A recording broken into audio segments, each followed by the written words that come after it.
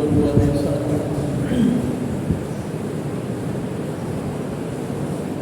پارہ نمبر 28 سورت کا نام سورۃ الممتحنہ۔ اس میں اللہ کریم ارشاد فرماتے ہیں کہ تمہارے لیے بہترین سیرت، بہترین نمونہ حضرت ابراہیم علیہ السلام کی زندگی میں اور ان کے ماننے والوں کی زندگی میں۔ تو آج کے اس خطبہ کے اندر ہم وہ چیزیں قرآن پاک سے پڑھیں گے جو حضرت ابراہیم علیہ السلام نے جن پر عمل کیا اور اللہ کریم نے قیامت تک کے لیے ان کو ماڈل قرار دے دیا، قابل تقلید قرار دیا۔ وہ اسی آیت کے اندر جس میں اللہ کریم فرماتے ہیں کہ حضرت ابراہیم اور ابراہیم علیہ السلام کے ماننے والوں کی زندگی میں تمہارے لیے بہترین نمونہ ہے۔ سب سے پہلی چیز جو قابل تقلید ہے، اللہ کریم فرماتے ہیں جب انہوں نے اپنی قوم کو کہا اِنَّا بُرَاءُ مِنْكُمْ وَمِمَّا تَعْبُدُونَ مِن دُونِ اللَّهِ، کہ ہم تم سے بری ہیں اور تمہارے ان معبودوں سے، خداؤں سے بھی بری ہیں جن کی تم اللہ کو چھوڑ کر پوجا کرتے ہو۔ اللہ کے علاوہ سب غیر ہیں، اللہ کے ان سب سے ہم کیا ہیں؟ بری ہیں۔ ہمارا تمہارے ساتھ بھی کوئی تعلق نہیں اور ان معبودوں کے ساتھ بھی ہمارا کوئی تعلق نہیں ہے۔ آج اگر باپ بیٹے کی ناراضگی ہے، دو بھائیوں کی ناراضگی ہے، برادری اور دوست احباب میں ناراضگی ہے، تو وہ پسند اور ناپسند کی ہو سکتی ہے، کسی مالی مفاد کے تحت تو ہو سکتی ہے، لیکن اللہ کے لیے نہیں ہے۔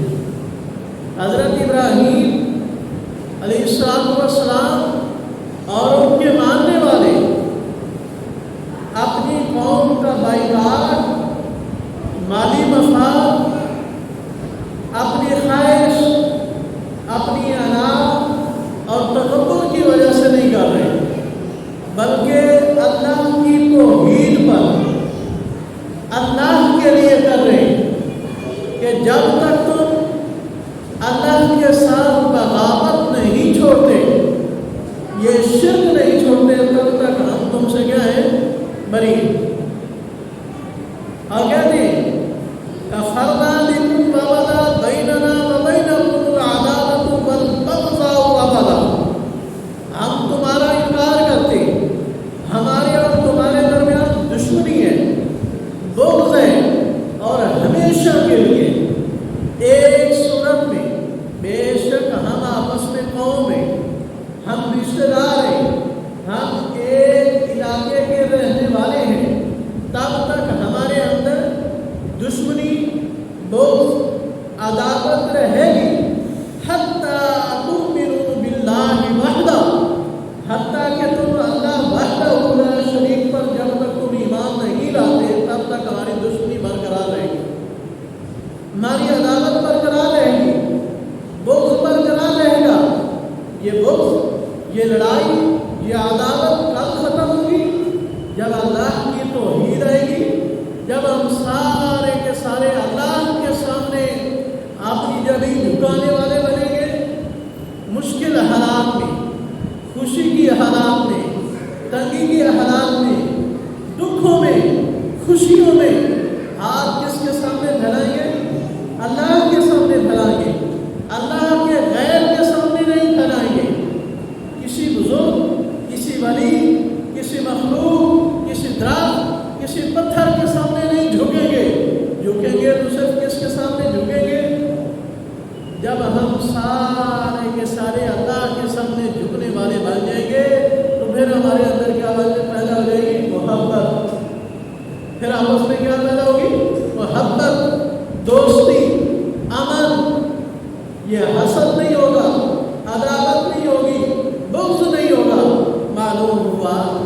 جب تک معاشرے میں، قوم میں، قبیلے میں، علاقے میں یہ بڑا گناہ موجود ہے، اللہ کے ساتھ شرک والا، تب تک کا امن قائم، تب تک دوستیاں قائم نہیں ہو سکتی، جب تک سب کے سب اللہ کی عبادت کرنے والے نہ بن جائیں۔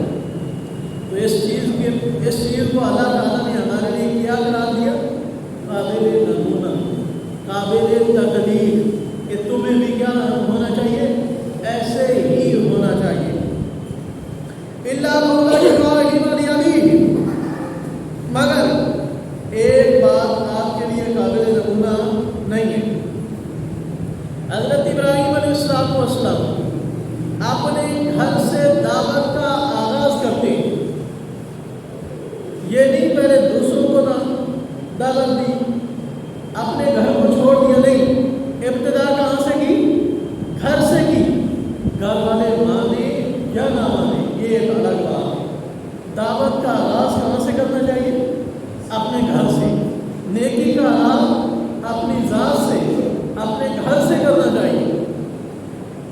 تو جب بڑا سمجھایا حضرت ابراہیم علیہ السلام نے، تو ان کے والد کہتے ہیں کہ ابراہیم لئن لم تنتہی، اگر تو اس تبلیغ سے، اللہ کی طرف بلانے سے باز نہ آیا، لارجمنک، تجھے پتھر مار مار کر کے ختم کر دوں،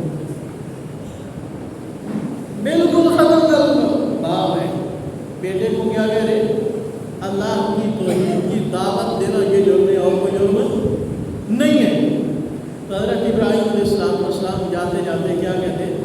سلام علیکم، آپ پر کیا ہو؟ سلامتی۔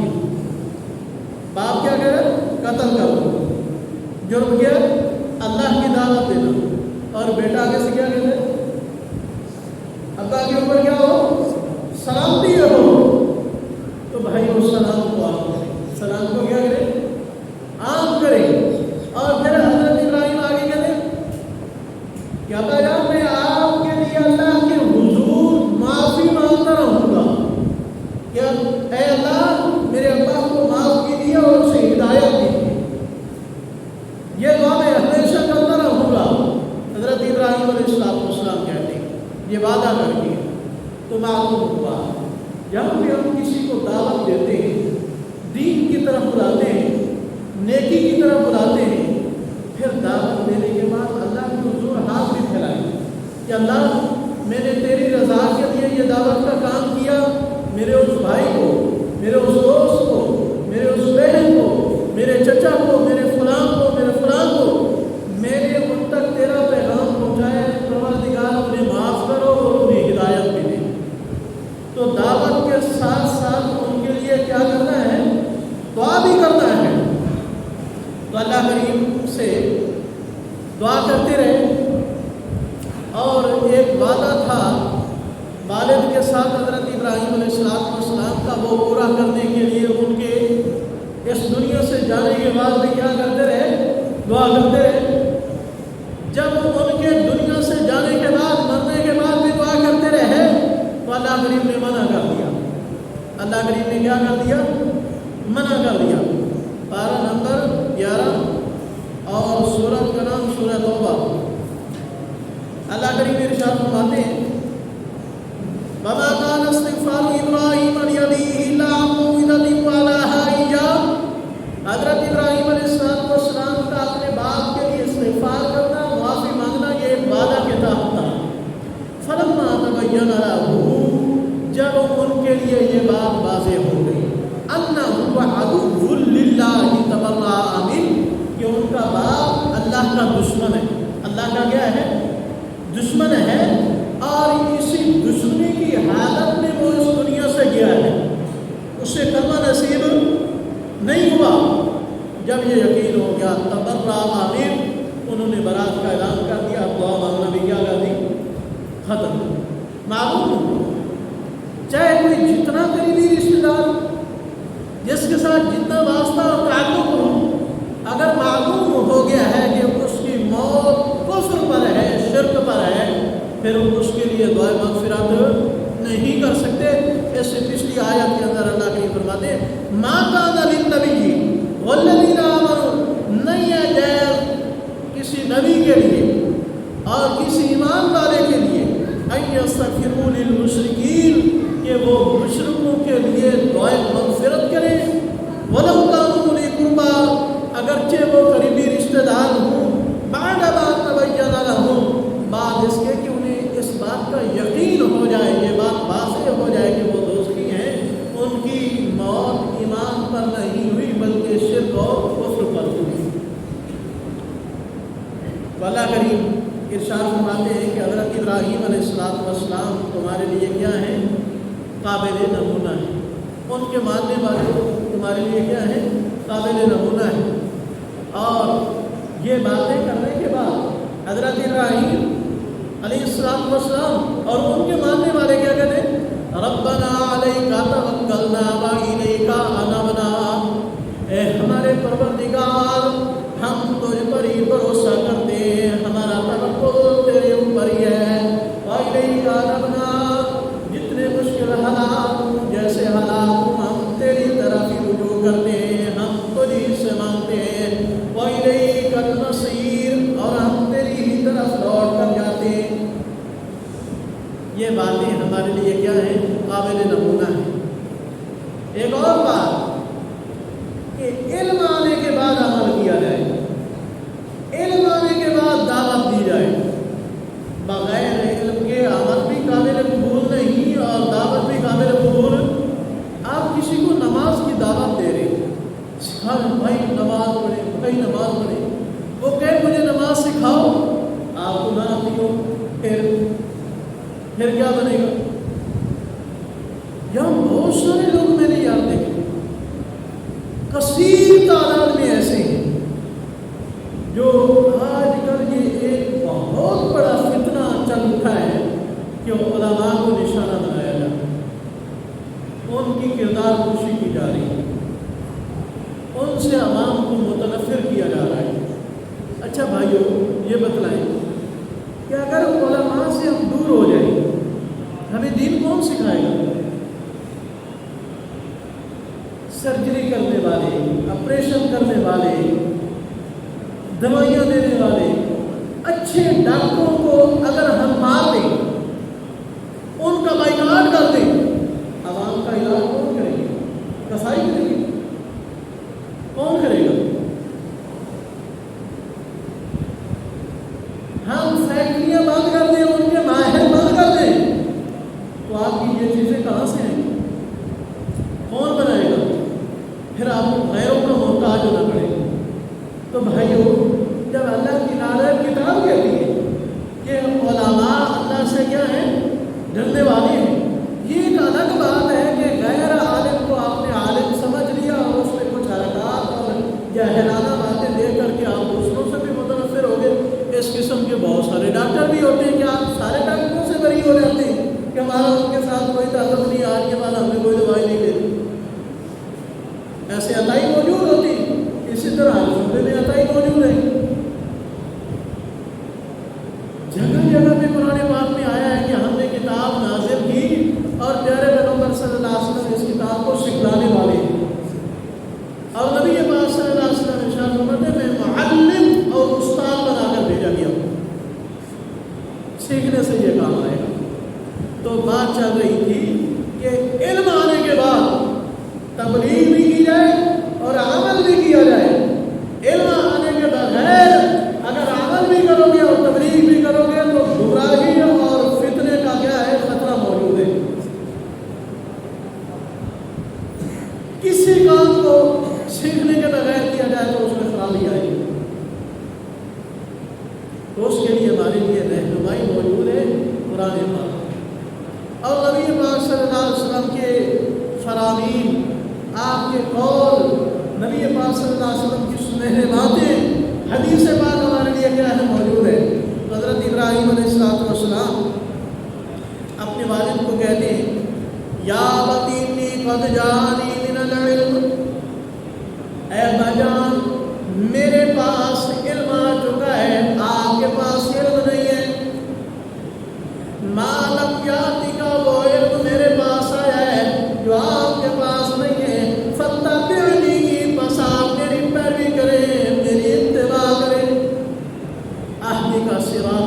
سویا، تو اس علم کی بنیاد پر میں تمہاری صحیح راستے کی طرف کیا کروں گا؟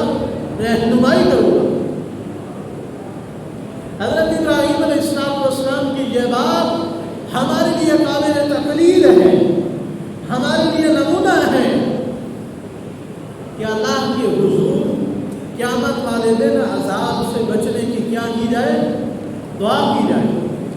حضرت ابراہیم علیہ السلام اللہ کے حضور دعا مانگتے ہیں کہ پروردگار اس دن مجھے رسوا نہ کرنا،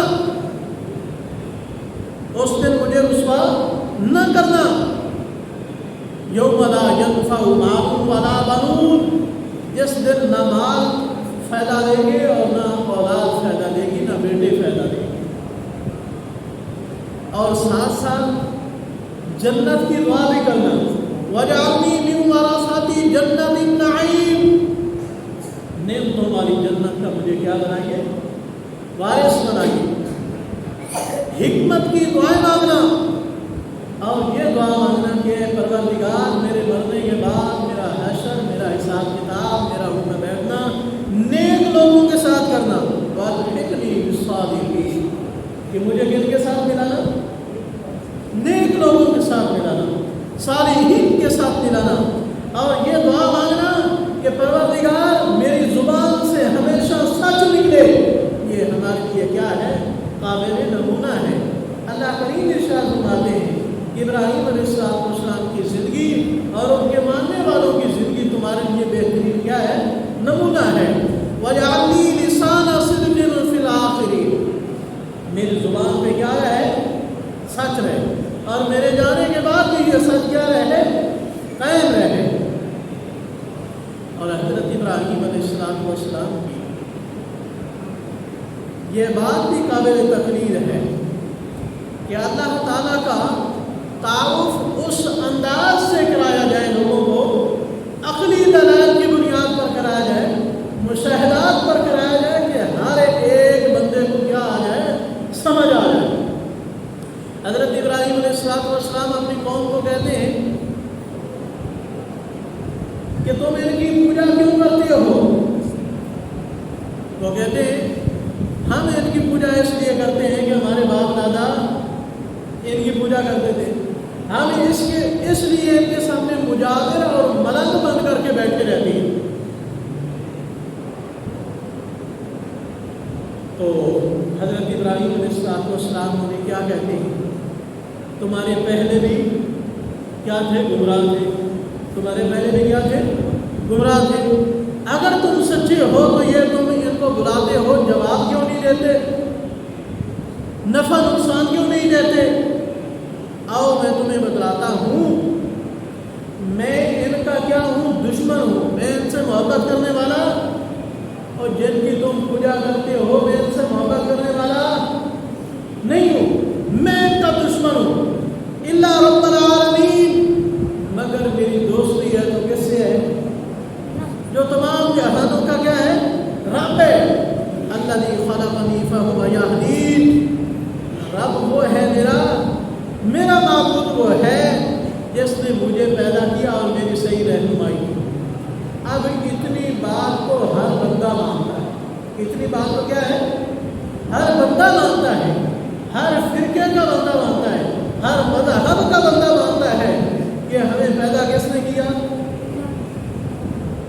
جگہ جگہ پہ قرآن پاک میں آیا کہ پیارے پیغمبر صلی اللہ علیہ وسلم مشرکین مکہ سے پوچھئے وَلَئِن سَأَلْتَهُم مَّنْ خَلَقَ السَّمَاوَاتِ وَالْأَرْضَ، کہ آسمانوں اور زمین کا پیدا کرنے والا کون ہے؟ بولیے کون ہے؟ اللہ۔ تو اللہ کریم فرماتے ہیں لَيَقُولُنَّ اللَّهُ، سارے کے سارے ضرور یہ کہیں گے کہ یہ کام کرنے والا کون ہے؟ اللہ۔ سمجھ آئی؟ یہ بات ہر بندے کو سمجھ آئے گی، چھوٹے اور بڑے کو سمجھ آئے گی۔ اللہ اگلی بات والذی هو یطعمنی ویسقین، وہ میرا رب مجھے کھلاتا بھی ہے، مجھے پلاتا بھی ہے۔ سب کا اس پر کیا ہے؟ اتفاق ہے۔ بے شک سائنس نے جتنی ترقی کر لی، جتنی ترقی کر لی، اللہ کریم بارش نہ برسائیں تو یہ ہماری فصلیں پیداوار اس قابل نہیں کہ ہماری خوراک پوری ہو سکے۔ سورۃ ملک جو اکثر ہمارے بھائی سونے سے پہلے پڑھ کر کے سوتے ہیں، اس کی آخری آیت میں اللہ کریم فرماتے ہیں اللہ کریم پانی کو نیچے کر دے، گہرا کر دے تو کون ہے اوپر لانے والا، تمہارے لیے میٹھے پانی کا انتظام کرنے والا۔ بے شک دنیا نے جتنی ترقی کر لی تو ہر بندے کی عقل اللہ تعالیٰ کی اس طاقت کو کیا ہے ماننے کے لیے تیار ہے، اتنا سب کچھ کیا ہے مانیں گے۔ پھر اللہ کریم فرماتے ہیں ان سے پوچھئے تمہارے کان، تمہاری آنکھیں، تمہارے ہاتھ، تمہارے دل، تمہاری زبان یہ کس نے پیدا کی؟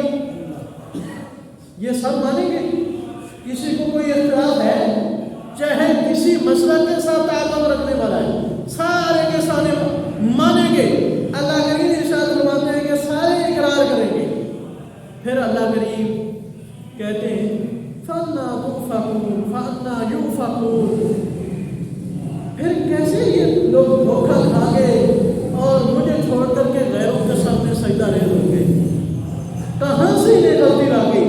کہاں سے انہیں دھوکہ آ گیا کہ یہ سارے کام کرنے والا میں مانتے ہیں اور پھر میرے ساتھ اور میری مخلوق کو، میرے پیدا کردہ بندوں کو میرا کیا کر دیتے ہیں؟ شریک ٹھہرا دیتے ہیں۔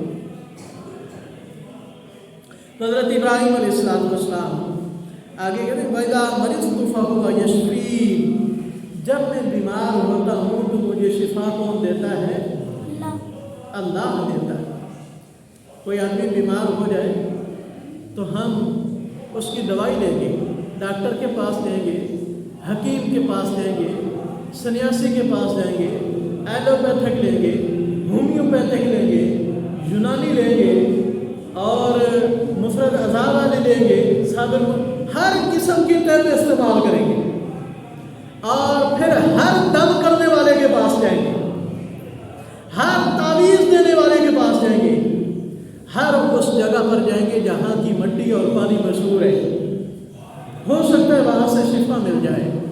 جب کہیں سے نہ ملے، جب شفا کہیں سے نہ ملے اور مریض گھر میں لے کر تھک ہار کر کے آ جائے تو بے شک چاہے کوئی کسی برادری، کسی علاقے اور کسی قوم اور قبیلے اور مسلک کے ساتھ تعلق رکھتا ہے، جب اس کے رشتہ دار جائیں گے اس مریض کی تیمارداری کے لیے پوچھیں گے یار کیسی ہے اس کی طبیعت، کیا بتلاتے ہیں ڈاکٹر، تو کہیں گے اللہ علی گلی ہے۔ کس والی گلی ہے؟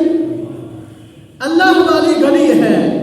پھر اینڈ پہ سب ناکامیوں کے بعد کس کی گلی یاد آئے گی؟ کس کا در یاد آئے گا؟ کس کا اختیار یاد آئے گا؟ اللہ کا یاد آئے گا۔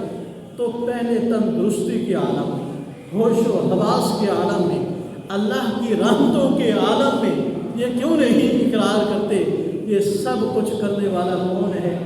اللہ ہے۔ اگلی بات سنو، والذی یمیتنی ثم یحیین، یہ باتیں اس لیے آپ کو سنا رہا ہوں کہ اللہ کریم خود بتلاتے ہیں ابراہیم علیہ السلام کی تبلیغ، ان کی بات، ان کا اٹھنا، ان کا بیٹھنا، ان کی ساری زندگی تمہارے لیے قابل نمونہ ہے۔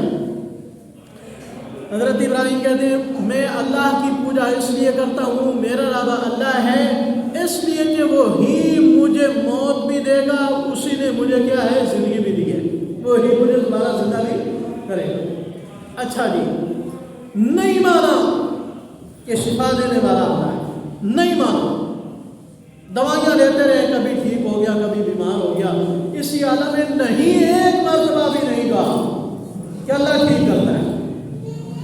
لیکن جب بندہ مر جائے گا تو پھر سارے کیا کہتے ہیں؟ بتلاؤ کیا کہتے ہو جا کر؟ اللہ کی مرضی یہی کہتے ہو یا کوئی اور کہتے ہو؟ بھائیو بولو تو صحیح۔ اور کوئی فوت ہو جائے تو کیا کہتے ہو؟ اللہ کی مرضی۔ کبھی کہا ہے کہ پیر کی مرضی، حضرت علی کی مرضی، محمد مصطفیٰ صلی اللہ علیہ وسلم کی مرضی؟ کبھی کہا ہے کسی بزرگ کی مرضی، ڈاکٹر کی مرضی، حکیم کی مرضی؟ بلا اختیار کہیں گے کس کی مرضی؟ بلا اختیار کہیں گے۔ بھائیوں موت دینے کے لیے صرف اللہ ہے، موت دینے کے لیے صرف اللہ ہے کہ موت پر اللہ کی مرضی چلتی ہے، باقی سارے کاموں کے لیے فلاں کی مرضی چلی، فلاں کی کرامت چلی، فلاں کا یہ چلا، فلاں کی یہ چلی، فلاں کی یہ حکمت چلی۔ بھائیو ہر کام میں کس کی مرضی چلتی ہے؟ اللہ کی مرضی چلتی ہے۔ وَالَّذِي يَطْمَعُ أَن يَغْفِرَ لِي خَطِيئَتِي يَوْمَ الدِّينِ۔ حضرت ابراہیم علیہ السلام کہتے ہیں وہی ذات ہے جس کے در میں مجھے امید ہے کہ وہ میری غلطیوں کو معاف کر دے گی، میرے گناہوں کو معاف کر دے گی قیامت والے دن۔ میں بھی اللہ کے حضور کو مانتا ہوں، اے اللہ، اے پروردگار، میری اور میرے سارے نمازیوں کی غلطیوں کو معاف فرمانا، قیامت والے دن ہمیں رسوا نہ کرنا، ہمیں جنت الفردوس کا وارث بنانا، ہمیں اپنی توحید پر اس دنیا سے لے جانا، ہمیں اپنی زندگی کے اندر کسی غیر کا محتاج نہ بنانا۔ یہ حضرت ابراہیم علیہ السلام کی ایسی باتیں ہیں جو ہمارے لیے قابل تقلید ہیں، قابل نمونہ ہیں، اور ہمیں یہ کیا ہے اپنانی ہوگی۔ اور دینی کاموں کے اندر، نیکی کے کاموں میں اپنی اولاد سے کیا کرنا؟ مشورہ کرنا۔ یہ بھی حضرت ابراہیم علیہ السلام کی سنت ہے، آپ کی سیرت ہے جو ہمارے لیے قابل نمونہ ہے، اور اسی سیرت کو اسے قابل نمونہ سمجھتے ہوئے ہم کیا کرتے ہیں؟ قربانی کرتے ہیں، اور اسی سیرت کو اپناتے ہوئے ہمارے بہت ساری مائیں اور بہنیں اور ہمارے بھائی اور بزرگ مکہ مدینہ کا سفر کر چکے ہیں یا کرنے والے ہیں، اور پھر ہر عمل پر وہ ان کی کیا کریں گے؟ تقلید کریں گے۔ تو بھائیو انشاءاللہ اگلا جمعہ المبارک قربانی کے مسائل پر ہوگا، تو اللہ کریم سے دعا ہے کہ اللہ تعالی ہم سب کو قربانی کرنے کی توفیق نصیب فرمائے اور طاقت